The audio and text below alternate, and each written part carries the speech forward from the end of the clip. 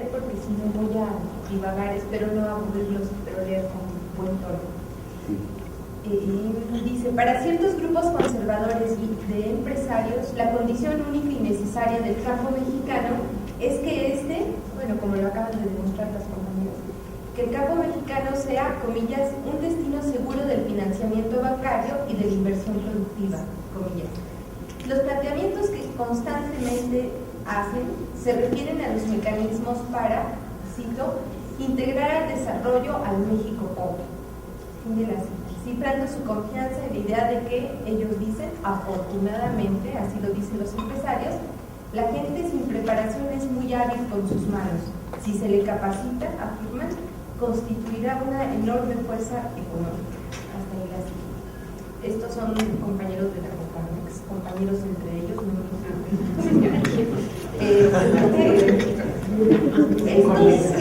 colegas serios. Estos dos enunciados ejemplifican de manera sencilla uno de los aspectos prevalecientes de ciertos empresarios mexicanos en relación con el mundo rural. Para mantener su equilibrio y orden, deben distinguirse con base en cierta normatividad entre el grupo que sabe hacer y otro grupo que obedece. Entonces, esto se refiere al que sabe hacer son los empresarios y los que obedecen, pues ellos piensan que son los campesinos. La relación posible entre estos se da solamente por medio del mercado. Y una vez pasado un proceso educativo o de capacitación del segundo grupo, habría, dicen los empresarios, posibilidad de reencauzar la economía nacional hacia niveles de competitividad y productividad importantes. El mundo rural se ve solo como una generalidad. Los pueblos indios son una parte de ese mundo ajeno cuyas demandas y propuestas han sido postergadas constantemente. Así, la diferenciación de grupos sociales, su diversidad regional, cultural, condiciones y problemática sociopolítica son elementos que no siempre se consideran como elementos que inciden en las condiciones de confiabilidad para ellos dicen, destino seguro de la inversión. Es decir, los humanos somos irrelevantes, ¿no? Lo acaban de mostrar las compañeras, y ahora ya también la naturaleza pues es totalmente irrelevante. O sea, me parece que ya hasta miedo nos da cuando hacen algún nuevo descubrimiento, como estaba viendo que las termitas producen cierto tipo de sustancias que son útiles para utilizarse como antibióticos. Pues entonces, pobres termitas, ¿no? Ya también no las vamos a acabar porque necesitamos generar antibióticos de séptima generación. Pero bueno. Para los empresarios, la discusión acerca de los pueblos indios se remite únicamente a la cuestión étnica. Desde una postura también conservadora, pero con otra noción acerca de cómo enfrentar los distintos aspectos de la desigualdad social, encontramos a otro grupo de empresarios que consideran necesario, comillas, estimular a los campesinos para convertirse en los promotores de su propio desarrollo. Estos empresarios son de orientación cristiana, pues, o católicos, y siempre tienen ese afán, bueno, de que no se les explote y todo, pero hay residuos en estos empresarios de un concepto de que hay que ayudarlos, ¿no? Es esta visión de pobrecitos, no saben, ¿no? Son medio salvajes. Ellos lo que piensan, estos empresarios, ahorita les digo la organización, es la Fundación Mexicana para el Desarrollo Rural, lo que plantean es que las familias rurales funcionan como unidades básicas de producción a muy bajo costo. Sus miembros se reparten la totalidad de las tareas productivas, desde el inicio hasta el fin del proceso, y constituyen una pequeña estructura funcional de tipo empresarial que involucra a todos los diferentes niveles. Entonces hay que aprovecharlo, ¿no? Eso dicen. Ciertamente esta percepción denota una expectativa en la medida en que se acepta que desde el mundo rural surgen propuestas de desarrollo y que hay potencial y capacidad para impulsar muchos proyectos productivos. El punto de coincidencia entre estas dos visiones reside tanto en la premisa de integración de este mundo rural desde el mercado, como en la necesidad de fortalecer las capacidades empresariales de los pequeños productores. Esto se consigue, señalan, con el impulso de espacios educativos tendientes a formar personas responsables de sí mismas. En los hechos, es el mercado que define comillas, que mientras unos gozan del proyecto nacional, otros simplemente no forman parte de él y viven al margen de ese proyecto. Lo señala la Fundación Mexicana para el Desarrollo. Un tercer punto de vista respecto a las formas de impulsar el desarrollo rural desde la óptica del conservadurismo reside en la revisión de las leyes, de manera que las leyes tomen en cuenta la realidad de los pobres y su manera de producir. Entonces, considerar las condiciones sociales, la cultura, la marginación antes de establecer marcos legales daría una salida a la marginación, piensan los empresarios, estos cristianos, suponiendo que este es el resultado de la falta de desarrollo con justicia y equidad. Entonces, aquí lo que me parece interesante es cómo muchos conceptos que nosotros normalmente utilizamos en nuestros análisis para explicar la situación del campo mexicano, lo van incorporando también los empresarios. Ellos hablan de diversidad, de justicia, equidad, ¿no? Son conceptos que son universales y que esconden en muchos sentidos la exclusión que les sostiene pues a ellos en sus intereses. La variedad de premisas bajo la forma de crítica, propuestas o explicación a la marginalidad campesina e indígena demanda una amplia discusión que en estas breves líneas apenas podemos esbozar. Aquí se retoman únicamente tres aspectos que coinciden en términos generales con algunas expresiones conservadoras que tienen claras conexiones con al menos tres elementos supuestamente necesarios para el desarrollo e integración del mundo campesino e indígena. Estos elementos son el mercado, la capacitación o educación y la aplicación de las leyes. Entonces aquí hay que ver qué tipo de mercado, qué tipo de capacitación y educación y, por supuesto, también qué tipo de leyes. En principio queda expuesta entonces una noción de ventaja cultural, condición que supone que de manera natural unos deben obedecer a otros, o bien, desde la perspectiva del derecho natural, lo perfecto debe imperar sobre lo imperfecto. Por otra parte, asoma la sugerencia de que los que menos saben por naturaleza quedan sujetos a otros al margen de la esencia del conocimiento y práctica de la vida cotidiana. Estas ideas no son lejanas a los planteamientos de Ginés de Sepúlveda. Bueno, Ginés de Sepúlveda es el que escribió el tratado sobre las causas justas de la guerra contra los indios y da toda una justificación de cómo se les tiene que pues prácticamente exterminar porque son unos salvajes, ¿no? O sea, se les tiene que dar un tratado diferenciado y después Ginés de Sepúlveda es el que va a ser el fundamento para que otros pensadores mexicanos estén explicando la necesidad de que a los pueblos indios se les ubique en reservaciones, ¿no? O sea, que allí ellos se hagan bolas y que el vínculo con ellos sea el mercado. Entonces, lo que prevalece en los enunciados hasta aquí señalados es que los campesinos, población rural o comunidades y pueblos indígenas se les concibe de acuerdo a una idea preestablecida de cómo deben ser, cómo deben actuar y cómo deben responder.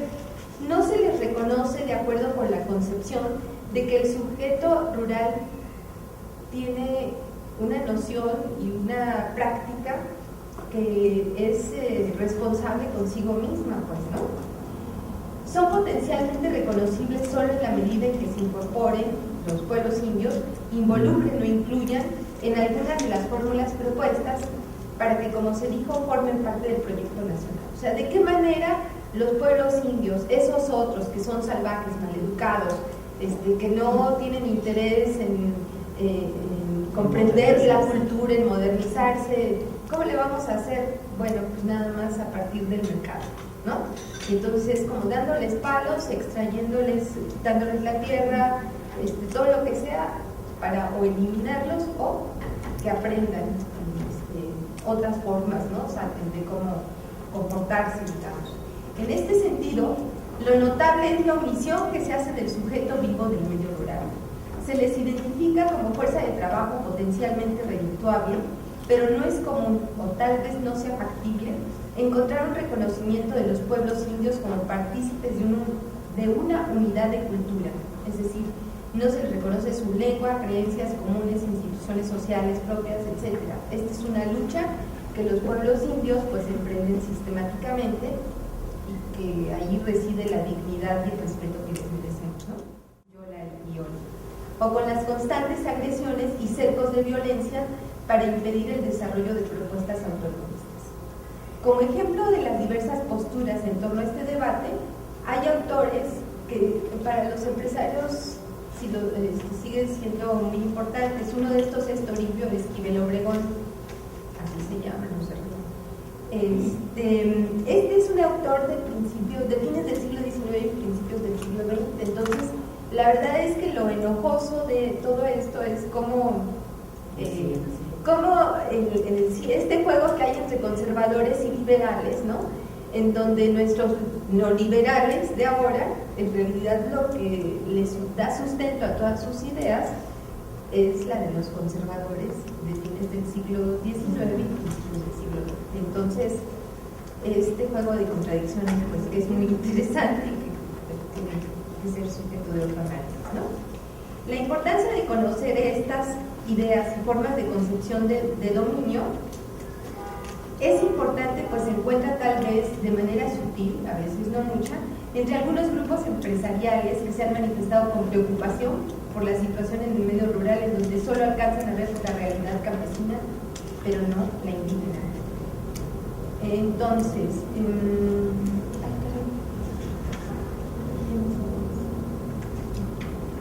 bueno, aquí hay algunas preguntas, ahorita me hice bolas, pero finalmente lo que quiero plantear es que